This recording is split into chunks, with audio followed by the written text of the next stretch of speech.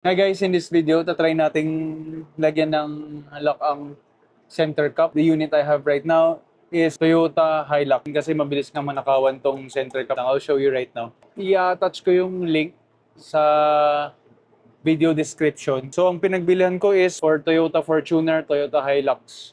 Pero in this case, yung amin kasi sa Toyota Hilux, medyo hindi compatible yung lock niya eh. Kailangan yung i-adjust ng onte kaya medyo mas matatagalan ang pag-install natin. Right now, I'm trying to remove. So first step is kailangan tanggalin yung center cap para mas may buwelo.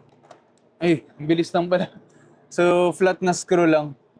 Para mas may buwelo, nahihirapan ng bumuwelo kasi kanina. Actually, nilagyan na namin kanina ng isa. Pero, ayun na nga, mukhang kailangan may dalawa at least para for safety. Kasi nag-try na kasi kami kanina naglagay ng isa. Ayun, tika mo, hindi siya natatanggal agad. Pero for safety, pwede ngang dalawa na lang. Mas okay yata. Naglagay na kami isa dito. So first step nga is tatanggalin yung pinaka-center cap. Tapos next step is, depending on where you want to put yung lock, kailangan yung tanggalin yung lug nuts niya. Mahigpit pala siya. Kanina nung lumuwag agad, kala ko. So ang nangyari kasi yung mga binibenta sa Lazada, yung ililink kong description, wala kasing makita na perfect fit for Hilux. So kailangan nyo siyang i-adjust. So, hindi siya ganun yung original. Medyo may bent na kasi siya. Tapos, pakita ko yung original na from packaging.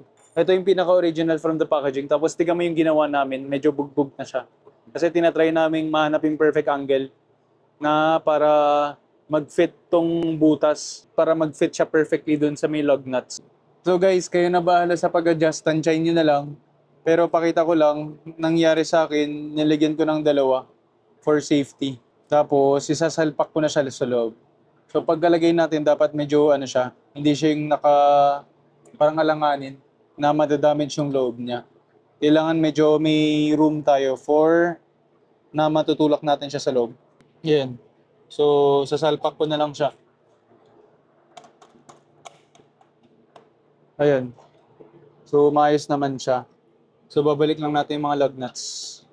Then, tatighten lang ulit natin siya. So last leg tayo, i-tighten lang natin yung mga lug nuts natin. So, if you find this video helpful, make sure to like this video and subscribe to my channel.